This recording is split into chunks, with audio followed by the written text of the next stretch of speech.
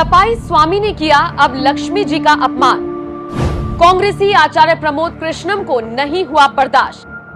पहले स्वामी को कहा, उनके मुंह में बवासीर हो गई। अब सीएम योगी से लगाई कांग्रेसी कृष्णम ने गुहार।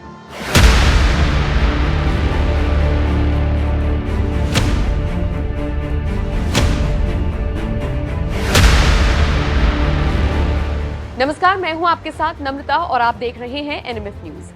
सपाई मुखिया अखिलेश यादव को लगता है हिंदुओं के धर्म ग्रंथों का अपमान और देवी देवताओं का मजाक अब पसंद आने लगा है। इसीलिए दिन रात रामचरितमानस को कोसने वाले स्वामी प्रसाद मौर्य अभी भी सपा के राष्ट्रीय महासचिव जैसे बड़े पद को सुशोभित कर रही हैं। ना तो उनके खिलाफ कोई कार्रवाई की जा रही है और ना ही उनके बयानों का अखिलेश यादव विरोध कर रही है। इसीलिए लगता है रामचरितमानस को बैन करने की मांग करने वाले स्वामी प्रसाद मौर्य अब लक्ष्मी जी का मजाक उड़ाते हुए कह रहे हैं कि 4 हाथ, 8 हाथ, 10 हाथ, 20 हाथ व 1000 हाथ वाला बच्चा आज तक पैदा ही नहीं हुआ तो 4 हाथ वाली लक्ष्मी कैसे पैदा हो सकती है। उनके बयान पर अखिलेश भले ही खामोश हो, लेकिन कांग्रेसी आचार्य प्रमोद कृष्णम के सब्र का बांध टूट गया। इसीलिए अब उन्होंने सीधे सीधे योगी से गुहार लगाई।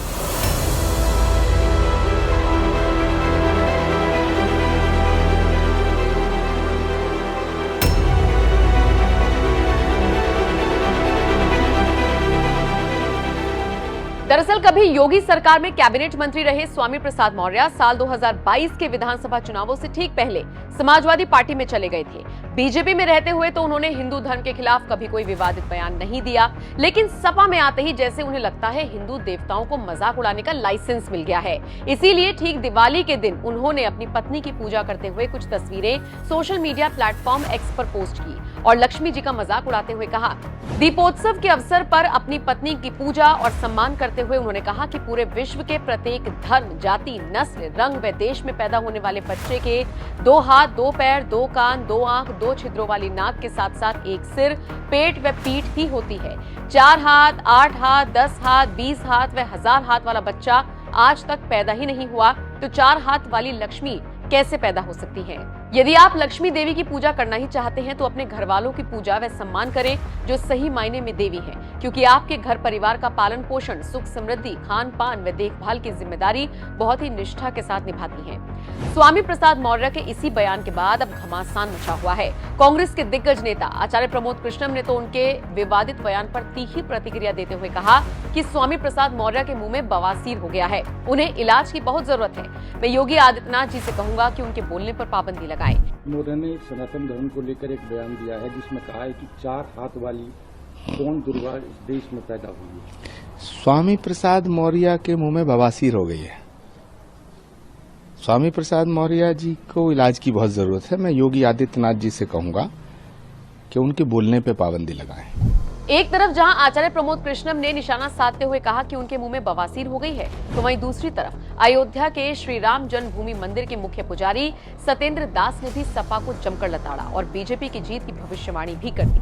उन्होंने जो ऐसे दुष्टों को अपने पार्टी में स्थान दे दिया है, स्वामी प्रसाद मौर्य जैसे, जो रामायण को जला रहा है और रामायण की निंदा कर रहा है, ऐसे लोग उनको ले डूबेंगे। और ये निश्चित है इन्हीं लोगों के माध्यम से या उन्हीं के विचारों से सपा डूब जाएगी और फिर ऐसे जगह डूबेगी कि फिर उभर के नहीं आएगी। इसलिए अपना कर्तव्य करें, ज़्यादा अच्छा होगा।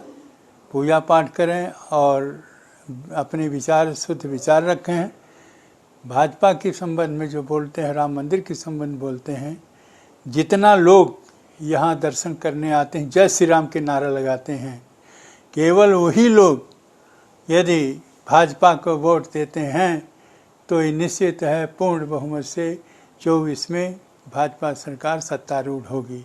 और यह निश्चित है कि जो लोग राम भक्त आते हैं, राम का आश्रय लेकर के भाजपा चलती है और आस्था और विश्वास है उस पर, इसलिए राम की कृपा बनेगी और राम की कृपा से ही उसका बेड़ा पार हो जाएगा और पुनः यह 24 में भाजपा सरकार बनेगी और हमारे माननीय मोदी जी प्रधानमंत्री के रूप में फिर विराजमान होंगे, इसमें संशय नहीं है। सपाई स्वामी प्रसाद मौर्य के बयान के खिलाफ जब चौतरफा विरोध शुरू हुआ तो आनन फानन में उन्होंने विवादित बयान पर सफाई देते हुए क्या कुछ कहा, अब जरा वो भी सुन लीजिए। देखिए, जो भी मैंने किया और जो भी मैंने लिखा वो सब व्यवहारिक, वैज्ञानिक, सत्य और सनातन पर आधारित है। सही मायने में घर की लक्ष्मी तो घरवाली ही होती है, क्योंकि जितना बेहतर तरीके से घर का रखरखाव, देखभाल, सुख समृद्धि, संपन्नता और परिवार को आगे बढ़ाने की चिंता जिस मनोयोग के साथ गृहिणी करती है वैसा कोई भी नहीं कर सकता है। और इसीलिए घर वाली को गृहिणी, और गृहिणी के नाम से ही घर बना है, गृहिणी नहीं तो घर नहीं। तो इसलिए जब घर की सही लक्ष्मी घरवाली है तो उसकी पूजा करने से ऐतराज क्यों, किसी को परहेज क्यों।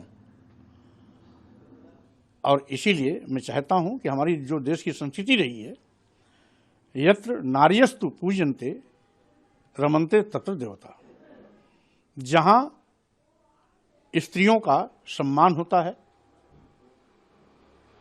वहीं पर सुख समृद्धि होती है, वही स्वर्ग होता है और वहीं पर बेहतरी और तरक्की के रास्ते भी खुलते हैं। इसलिए सही मायने में हमें अपनी संस्कृति के मुताबिक अपनी घरवाली का सम्मान भी करना चाहिए, पूजा भी करना चाहिए और आदर के साथ उसकी आरती माला फूल भी पहनाना चाहिए, क्योंकि असली हकदार लक्ष्मी के रूप में वही है। लक्ष्मी जी के खिलाफ दिए गए बयान के बाद स्वामी प्रसाद मौर्य महिला को पूजने की बात करने लगे, जो सही भी है, क्योंकि सनातन धर्म में भी महिलाओं को देवी कहा गया है। लेकिन इसका मतलब ये नहीं कि आप बौद्ध धर्म मानते हैं तो हिंदुओं के देवी देवताओं का मजाक उड़ाते हुए कहेंगे कि 4 हाथ, 8 हाथ, 10 हाथ, 20 हाथ व 1000 हाथ वाला बच्चा आज तक पैदा ही नहीं हुआ तो 4 हाथ वाली लक्ष्मी कैसे पैदा हो सकती है। ऐसे बयान देने वाले स्वामी प्रसाद मौर्य के खिलाफ सपाई मुखिया अखिलेश यादव कब एक्शन लेंगे ये तो फिलहाल वक्त बताएगा। लेकिन जिस तरह से आचार्य प्रमोद कृष्णम और महंत सत्येंद्र दास ने स्वामी प्रसाद मौर्य के बयानों का विरोध किया, उस पर आपका क्या कुछ कहना है? अपनी राय हमें कमेंट कर जरूर बताएं।